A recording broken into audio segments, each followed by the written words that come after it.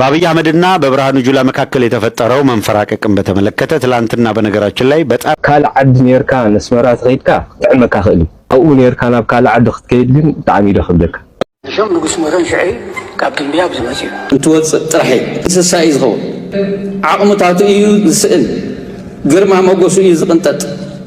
ሰላም ሰላም ክቡራት ተኸታተልቲ ከመይ ትኾኑ ሎሙን ህልውና ዘራረብን ዛዕባታት ሒዘልኩም መጽእ ዘለኹ በአኹ ወገን ነዚ ቪድዮ እዚ ላይክ ገርኩም ብምጅማር ክሳብ መወዳእታ መደበይ ምሳይ ጽንሕ እንዳበልኩ ሓደሽቲ ነዚ ቻነል ዝኾንኩም ሰብስክራይብ ብምግባር ቤተሰብ ኩኑ እንዳበልኩ ናብቲ ፈላማይ ቪድዮ ክወስደኩም ሓቢርና ንከታተል ማለት ኣብ ካልዓድ ኔርካ ነስመራት ኸይድካ ጥዕመካ ኽእሊ ተስተማቕሮ ኢኻ ክትሰማቕሮ ትኽእል ኢኻ ኣብኡ ኔርካ ናብ ካልዓድ ክትከይድ ግን ብጣዕሚ ይደኽብለካ خبدك هو مالت يخفقك طري ولا ديكوس يخبدك با ما مخنياتو تاي مسيلكات يا فلالايو اسمرا غزاي دبال يله አይደል ዝገዛኹም ይድባል የለ ገዛኹም ተኮይን ዓርከይ ተኮንካስ ገዛኻዩ ገዛዩ በሓደም ሲኻስ አቦኻ ርጉም የምናትካ አይቱናኔም ዳቦይ ንኺድ አደይ ምስኪን ስለዝኾነት ንኺድ ተባሂልካ እንዳተሓደኻ ትኸይድ 4 5 ሆንካስ ኣብ ሓደ ገዛ ኢኻ ትሓድር በሓንሳኣተም ሲኻስ ኣይትፈላለይኒ خالأي أقعد أمكوا بيتسابك مجلس أقعديمون كيدومس من كم زود قبل الليو من صباح صراح الليو من قلت ولا نجار إلا أفتنا أقول بيت كخيت كخت لا خدها زين مسكين زعان السوشيال لميت كان أبزخت متخلقها بين خا كون كتبها الكل هذا الشيء خبدة كاي تي أوز نبر قناتاتي إذا مجنان ويمحسها وقال يكونان بالتسين حقني فولتينا كلها انا تراي ليكم كلهم تماؤل اللوس فولتو يعني خلاي ነገር ካብ ደርግ ተሒስካ ካብታ ታሽሙ ይልበልና ላ ዕድመ እንዳፈለጥና ተኸድና ላ ተሒስናስ ኢትዮጵያዊ ዲና አውስትራሊያዊ ዲና ገለዲና ንፈልጦ ጉዳይ ነገር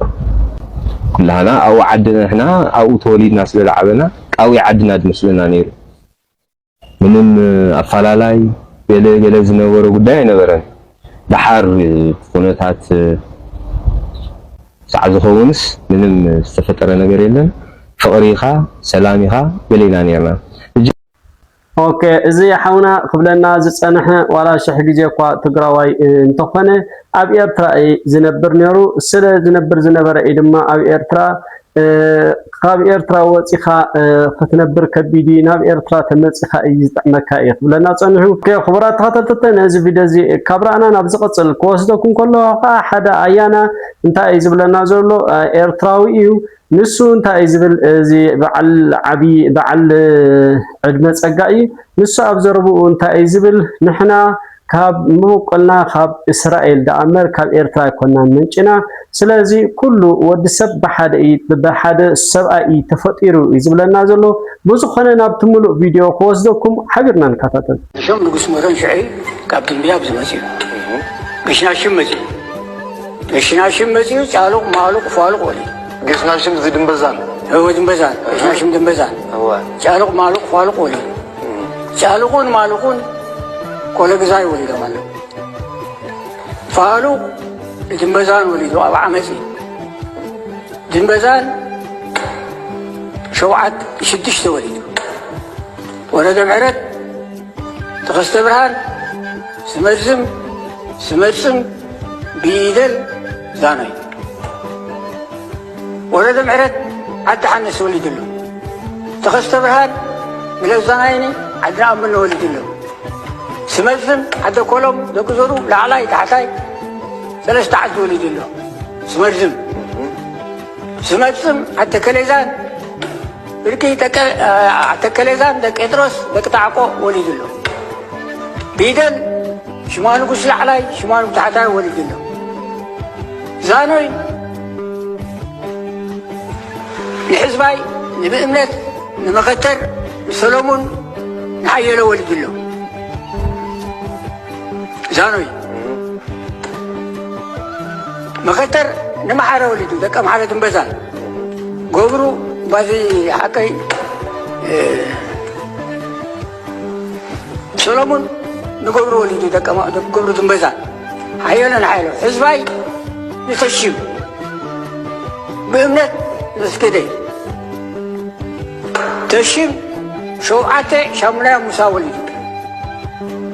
ንሶም ከዓ እስፋጽየን ጎርኩስቶስ ጉሩዕ መንቄሮስ ዛልጦናይ ያዕቆብ አብርሃም ወሊዱለ 6 እስፋጽየን ተከለ አገባ ሚናብ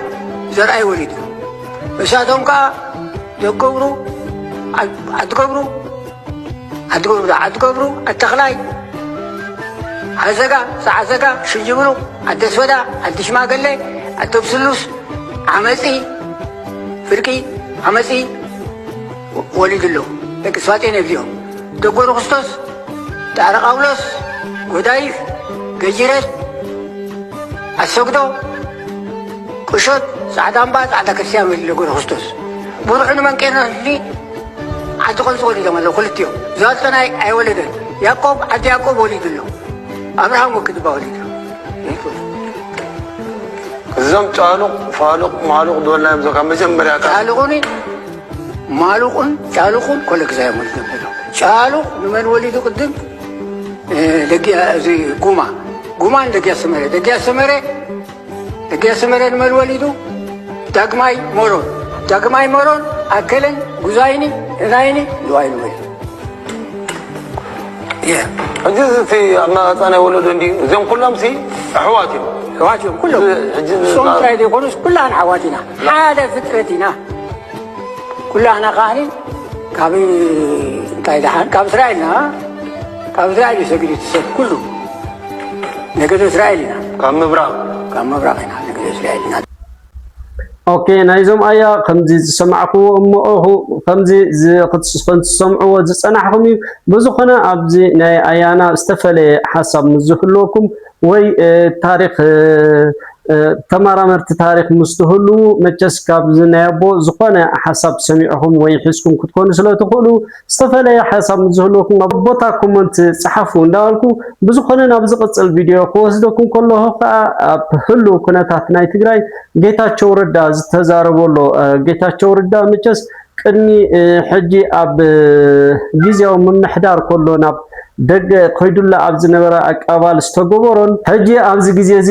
ዘለዎን እሞ ከዓ ብጀነራል መዲድዊን ምክሪ ዝተዋህበሎ ናብኡ ከብለኩም ኣቀባብላ ርአዩ ኣቀባብላ ተመልከት ክቡር ጊዜያዊ ምምሕዳር ትግራይ ኣቶ ጌታቸው ረዳ ዌልካም ፕሬዚደንት ጌታቸው መፅኦም ኣለዉ ፕሬዚደንት ጌታቸው ህዝቢ በፂሖም ኣለዉ ዌልካም ኳዳሕና መጻኸ ክቡር ጊዜያዊ ምምሕዳር ኣቶ ጌታቸው ረዳ ኣብቲ ናይ መኸተ ዓብዪ ኣስተዋፅኦ ዝገበረ ብጅግንነቱ ታሪክ ምቕያር ኣብ ዝርዝር ከኣቶ ይደልን ኣብ መጨረሻውን እንተኾነ ሰኣን ጅግንነት ወይ ሰኣን ብቕዓት ዝተፈጠረ ኩነታት ኣይነበረን ካልኦት ኤክስፕሌን ዝገብሮ ኩነታት ህሉ እቲ ዋና ትኩረትና ክኸውን ዝግብኦ ግን እዚ ሓይሊ እዚ ኣሴት ኮይኑ ክቅፅል ሃፍቲ ኮይኑ ክቅፅል ክንገብር እንተዳ ኮይድና 3 ዓመት ሙሉእ ብዲዛይን ዝፈረሰ ትግራይ ሒዝና ኢና እዚ ክንሰርሕ ሓላፍነት ተሸኪምና ብዲዛይን ሕድሕድ ብሎን ትዝረፍ ተዘሪፋ እቲ ክዝረፍ ዘይከኣለ ድማ መሊሱ ናብ ጥቕሚ ክውዕል ብዘይክእለሉ መንገዲ ብዛዕባ ዝፈረሰት ትግራይ ኢና ንሓስብ ዘለና እዚ ክኸውን እንተኮይኑ ግዛኣትና ክምለስ ክእል ኣሎ እቶም ፕሮፌሰር ዘርአይ ዝገለጾም ድሑራት መሊሶም ክሓብሩ ኣንጻር ህዝቢ ትግራይ ዱላኦም ከወጣውጡ ዝፈቅደሎም ዕድል ክንፍቅድ የብልናን ዝብል ታክቲክ ስትራቴጂ ሒዝና ኢና ንቀሳቀስ ዘለና ታክቲክ ስትራቴጂ ሒዝና ኢና ንቀሳቀስ ዘለና ኢሉ ንኸፋፍሎም ኣለና ኢና ታክቲክ ያው ኣንጻር ህዝቢ ትግራይ ከይላዓሉና እዚ ከዓ ሰተት ኢሉ ናብቲ ዋና ጉንዲ ኸይዱ ናብቲ ዋና መተሓባበሪ ናብቲ ዋና ዓንዲ ናይ ዝኩሉ ናይ ትግራይ ገባሪ ጉድ ናብኡ ኸይዱ ማውስፒስ ናይ ናቱ ወሃብ ቃል ኮይኑ መፅኡ ነዚ ክልተ ይቀርያና ክልተ ተመልከቲ ከፋንወኩም ክልተ ጉዳይ ኣለዋና ሓደ ጆን መዲድ ዝሃቦ ምክር ኣሎ ንባንዳታት ዝሃቦ ልክ ናይ ጌታቸው ካብዚና ካብ ናይ ጌታቸው ካብዚ ጉዳይ እዚ ዘይመሃር ትግራይ ኩሉ ይግባእ ከይዶም እዮም ዛቶም ከይዶም እዮም ጌታቸው እዚ ክሪኦ ተሎ ስርዕዎ ትኽብሪ ሰብ ዕልልል ጌቾ ከተሎ ካብ ስቴጅ ህዝቢ ተላዒሉ ከመይ ገይሩ ሰብ ሰላም ክብሎ ይከኣለን ሰብ በበይ ገይሩ ክሓልፍ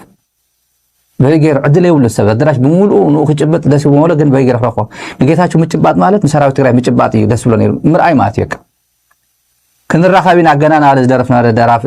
ደርፈሎ ላይ ኩላና ንፈጠፍቱ አንሲ ንራኸቢና ዲያስፖራ ንራኸቢና ናበለ ጌታቸው ምርካባት ሰራዊት ትግራይ ረኺቡ ይሉ ስኩሉ ሕጎስ ምጭባጥ ስክብሪ ዝነበረ እዩ ሰራዊት አውዝ ነበር ህዝቢ ጌታቸው ከመጥ ተዋሂል እዩ ዴንቨር ስሩሑ ገዲፉ ናፍቲ በዓል ከይዱ ካብይትም ከይትም ተሰባስዩ ካናዳ ይቀር ከይትም ይቀር ዝዕድል እዚ ዝኽብር እዚ ምን ይበካ ሶሻል ካፒታል እዚ ከመጌርካ ክተፍርሶ ትኽእል ሓደ ሻዓቢት ካዛ አቶ ሶሻል ካፒታልስ ትንከባኸባ እንደምንም ከኸይትወድ ካብአ እንተኾነ ተወስኻ እንተኾነ ተወስኽ ተዘይኮነ ካብአ ንቕንቕ ኢልካ ነዘይ ተወድ ትጽዕር እምበር ከርካ ሓደሽ ተሸቢልካ ባዕልካ ትቆብሮ ሕዚ ጌታቸው ኣብ ምንታይ ኩነታት ኣሎ ትማል ነይሩ እስካብ 7 ሰዓት ለይቲ ዝኾነ ክነግሮ ይኽእል እያ ነበይ ከም ዘምሸ እስካብ 7 ሰዓት ብዙሓት ሰባት ነይሮም ኣብኡ እንታይ ኮይኑ እንታይ ምሽ ከም ዘመን ፈጥ ኢና ያው ሸራተን ህይወት ጽቡቕ አይኖ ቀሊል ህይወት ኣይኮነ ሸራተን ህይወት ግን ከመይ ይወርደልካ ኣው ኩሕ ነምጽኡን ካብ ኣርካብ ናደለና ነምጽኡን ከምዚ ማለት ይደቅም እዩ ብዝብል እዩ ተወሰነ መልስ ካብ ዝብል እዩ ምኽረ ኣለዎ ኣብዚ ናይ ንጌታቸው ዓይነትን ካልኦት ዓይነትን ጀነራል ጆን መዲድ ምኽረ ኣለዎ ስብእናናን ፍልፍል ህዝብናይ ዝኾነ ግለሰብ ይኹን ፖለቲካዊ ውዳበይ ህዝቢ ዕላምኡ ዝሰሓተን ናይ ህዝቢ ዕላምኡ ዝኾነ ግለሰብ ይኹን ፖለቲካዊ ውድብ ህዝባዊ ዕላምኡ ዝሰሓተን ስብእንኡ ዝሕደግን ካብ ናይ ህዝቢ ትግራይ ባህግን ዕላማን እንትወፅእ ጥራሕ እንስሳ እዩ ዝኸውን ክብርታቱ እዩ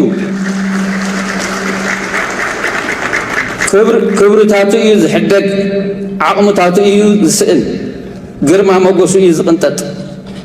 ዝረግፍ ስብኡን እዩ ዝቕንጠጥ ባዶ እዩ ዝተርፍ ባርነት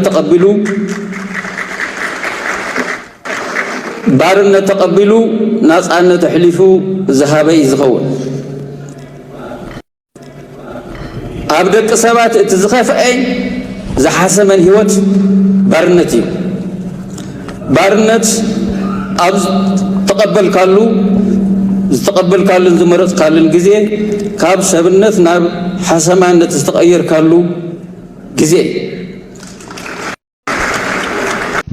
ኦኬ خبرات ተኸታተልቲ ኣብዚ ናይ ስተሊኒ ወይ ናይ ጌታቸው ወይ ናይ ጀነራል መዲድ ዝተፈለየ ሓሳብ ምዝህለኩም ኣቦታ ኮመንት ግደፉ እንዳልኩ ናብቲ ናይ መወዳእታ ቪድዮ ከወስደኩም ከለኹ ብዛዕባ ናይ ኣብን ናይ ብርሃኑ ጅላን ዘሎ ምፍጣጥ ናብ ዝለዓለ ብርኩ በፅሒ ዝባሃል ዘሎ እስኪ ናብቲ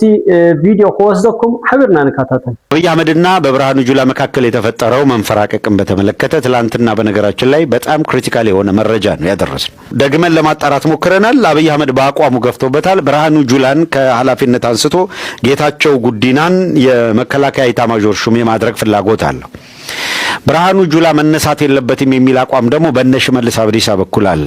ዘሶኮልድ የሸዋ ጀልዱ አካባቢ ስብስብ ብርሃኑ ጁላ ሽመልስ አብዲሳ ምናምን ከተነኩ ይሄ የጅማቲም ጠቅላላ እንዳለ የኦሮሚያን ፖለቲካ ሊበላው ነው። ስለዚህ በፍጹም ይሄንን መፍቀድ የለብንም በሚል የተወሰኑ የሚያጉረመርሙ ተነስተዋል። መንፈራቀቆች አሉ። እስኪ እሱን እንከታተለው። አልፎ አልፎ ትንሽ ሰው ስለሆንኩ ብልጭ ይልብኛል እና ምንድነው ብሎ ጠየቀኝ አንድ ወዳጄ።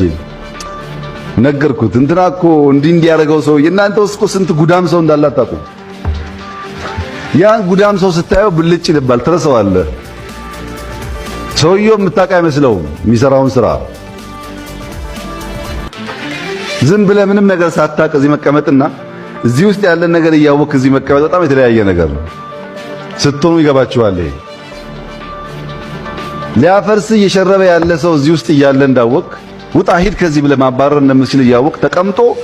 ስለ መልካምነት ስለ ሞራል ኢንተለጀንስ ካንተ ጋር ቁጭ ብሎ ሲሰማና ኖቲስ ስታይ ይሄም እንደሰማችሁት ነው። ሰው ስለሆንኩ አልፎ አልፎ ብልጭ ልብኛል አለ። እኔ አልፎ አልፎ ብቻ አይደለም ሁሌ ነው ብልጭ የሚልበት ነገሩ። ለምንድነው ግን እንደዛም ሆነው አላያችሁ? እዚህ ተቀምጬ እየመራው ከመካከላችን እኛን ተመሳስሎ ውስጡን እየሸረሸነ ያለ ሰው እንዳላውቃለሁ። እናንተ ስለማይገባችሁ ያን ሰው ባየሁት ቁጥር ነው ብልጭ ያለብኝ ነው። እዚህ እየተረበሽኩ ነው። እዚህ አንድ አዳራሽ እንቀመጥ እንጂ ማስታወሻ አውጥተን እንጻፍ እንጂ የምናገረውን ተራማጆች እንምሰል እንጂ ከኛው ጋር ማን እንደሚሸረሽረን ስለምሰማ ስለማቅ እንዲህ አንዳንዴ ብልጭ የሚልብኝ ያን ሰው ሳየው ነው። ስለዚህ ተረዱኝ እያለ ያሸማቀቃቸው ከናንተ መካከል መረጃ የሚያቀብል ከዚህ የሚያወጣ እኛን የሚቦረብሩ አለ እያላቸው። አክቹአሊ በዛ ብቻ አይደለም በመከላከያም ውስጥ ይሄን ነገር እየሰማነው ነው። እርስ በርስ አለመተማመኑ እየከፋ ነው የመጣው እና አብይም ይሄን ያረጋገጠው። ስለዚህ እዚህ አንዳንዴ ስቆጣ ያልሆነ ነገር ስትመለከቱ ቢተረዱኝ ዝም ብዬ እንደናንተ አይደለም የተቀመጥኩት። እዚህ ተቀምጬ ስመለከት ያን ሰው አያቸዋለሁ እነዛን ቦርቧሪዎች ያኔ ረበሻለሁ ውስጤና ብልጭልብኛል እያለ እያስፈራራቸው ነው የሚገኘው። ተመልካቾቻችን አብይ አህመድ ብርሃኑ ጁላን በክብር ተሸኘ ምናምን ብሎ ማንሳትና መዝግቡ ጌታቸው ጉዲናን ሲነቃ ካልተውት በቀር ጌታቸው ጉዲናን ግን አዛዥ አድርጎ ኢታማዦር ሹም አድርጎ ማምጣት ይፈልጋል። ያው እንደምታውቁት የንግድ ባንኩ ባጫ ገና ሲነሳ አቤሳኖ ነው የተተካው። አዲስ አበባ ላይ ታከለ ኡማ ሲነሳ አዳነች አቤቤ ነው የተተካችው።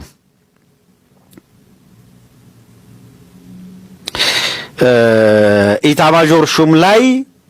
ብርሃኑ ጁላ ቢነሳ